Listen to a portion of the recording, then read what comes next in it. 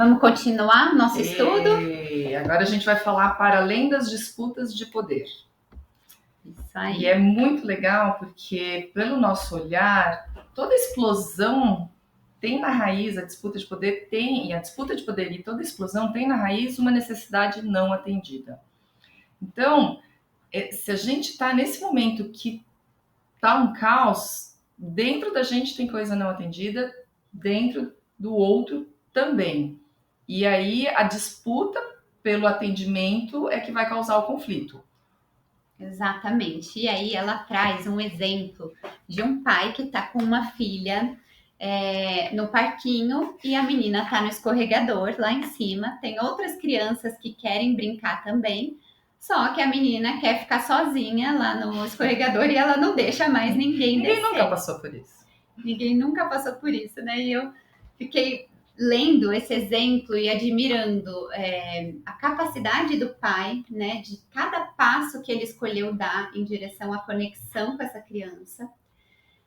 Porque muitos de nós, é aquilo que eu falei no vídeo anterior, a gente fica muito preocupado com o que as pessoas ao nosso redor está pensando, está avaliando em relação à nossa maternidade. E de novo, às vezes a gente já quer solucionar a questão. A questão é, ela está travando a passagem do escorregador, tem mais criança querendo brincar. Onde já se viu isso? A gente já faz um julgamento que aquilo é errado. Exatamente. Então, o pai, a primeira coisa que ele faz é fazer a autoempatia, né? Então, ele se conectar com quais são as necessidades dele ali, né?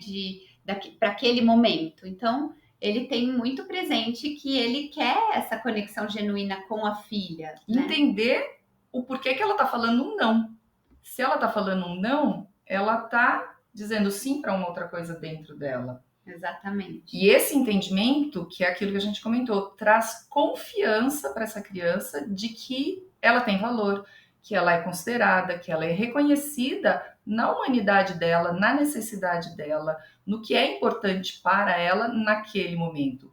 E aqui eu trago uma outra coisa que talvez a gente nem tenha comentado no outro vídeo, é de a gente não precisa concordar com a criança.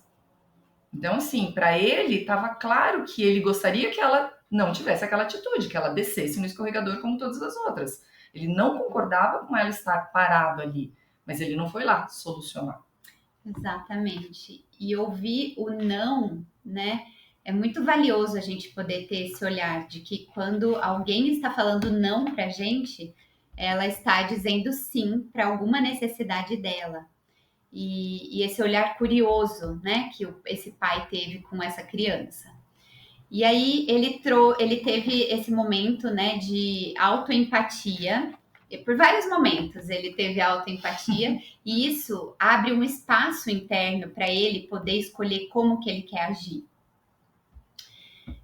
Com o foco, né, em necessidades, porque a raiva é um sentimento que ele pede ação para a gente, né? Ele movimenta o nosso corpo.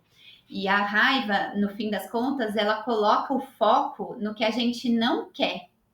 Então, se a gente tiver essa consciência para poder escolher e não entrar nessa disputa de poder, vai ser muito valioso isso.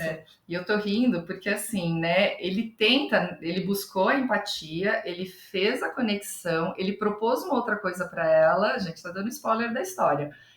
E ela manteve, ela sustentou, ela é determinada. E aí, como a gente adulto, não concordando com aquela situação, a gente não perde a paciência, a gente não perde a cabeça diante de uma criança pequena tão determinada. Né? E é isso que a Nath está falando. Daí a gente precisa avaliar essa raiva, sair dessa disputa de poder, reconhecer para dar espaço para a gente fazer mais ou menos um pedido em cima daquilo que a gente gostaria que acontece. Porque é muito comum a gente chegar e falar, não faça isso, não faça aquilo, não faça aquilo outro, não isso, não aquilo. E ela desliga esse não e faz isso, faz aquilo outro, faz aquilo outro. Então, o que a gente quer que manifeste naquele momento é sempre importante, porque a gente acredita que palavras têm poder. Então, ações afirmativas são muito importantes nesse momento. E outra coisa que é muito valiosa é a gente ter essa percepção de que a disputa de poder ela não vai acontecer se um dos dois não estiver, né? E nós é que somos os adultos, né? Nós é que podemos escolher soltar a corda.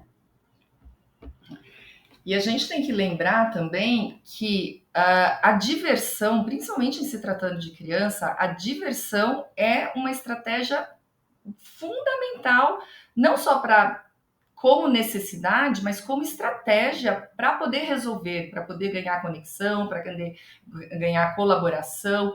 Então, se naquele momento você sai da raiva, você muda o seu foco, você sai da disputa do poder e você pega um gancho de, sei lá, o passarinho que passou, o ET, a nave, o escorregador vai ser abduzido, e você tira a criança daquele foco que ela queria de disputa e traz para diversão. E ela se divertindo, ela vai fazer outras escolhas, ou ela vai ter a possibilidade de pensar em outras escolhas. Que foi exatamente a estratégia que o pai usou, né? Ele foi para essa diversão.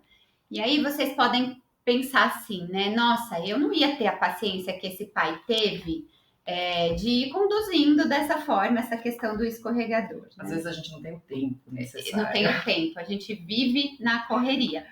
Mas de regularidade. Exatamente. Mas ela traz, inclusive, essa questão, né? Que se esse pai chegasse num ponto em que a habilidade ou a vontade dele de continuar o diálogo terminasse, porque o diálogo é uma estratégia que ele está usando ali para se conectar com a filha.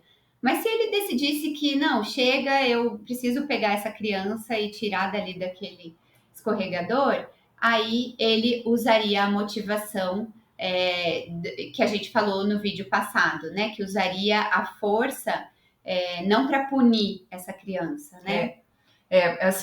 O que a Nath tá querendo passar ele tira realmente porque ele não concorda, ele não tem o tempo, ele não tem a disponibilidade para continuar naquela situação, então ele tira com a intenção de resolver a situação e aplacar uma necessidade dele, e não para punir ou para dizer você está errada, você está sendo egoísta, você está fazendo todos os julgamentos e fazendo com que a criança se sinta culpada pela situação. Ele consegue, através, mesmo usando a força, mesmo tirando ela daquela situação, ele consegue passar a mensagem de que, olha, eu estou fazendo isso porque eu escolhi essa estratégia como um atendimento da minha necessidade, que nesse momento está sendo prioridade. Exatamente. Ele se mantém conectado com essa motivação para usar essa força física e ele vai articular isso para a criança depois. Ele vai explicar quais eram as necessidades. E o mais bonito ok, eu fiz uma coisa que talvez até tenha sido meio desastrosa para com a minha filha, mas aí eu vou cuidar do impacto que eu tive nela. Exatamente. Isso é muito fundamental. Vou explicar, vou conversar num outro momento, talvez. É muito valioso isso. Então, é exatamente isso. Depois encontrar momentos pacíficos, né? Porque a CNV, ela ajuda muito na mediação desses conflitos quando eles estão ali quentes, mas também em depois poder conversar sobre isso, colocar essas necessidades, né, para ambos os lados e poder traçar estratégias e fazer um plano. A gente fala que a gente vai treinar nos momentos de paz para poder ter na manga e ter mais rápido nos momentos de guerra. Exatamente.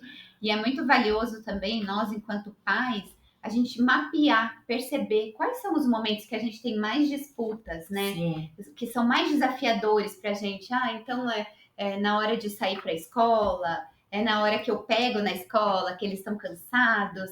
E aí a gente poder fazer um plano mesmo em cima disso, com estratégia. E é interessante isso que você está trazendo, Nathalie, porque assim, eu uso muito isso aqui dentro do consultório, né, na orientação das minhas famílias.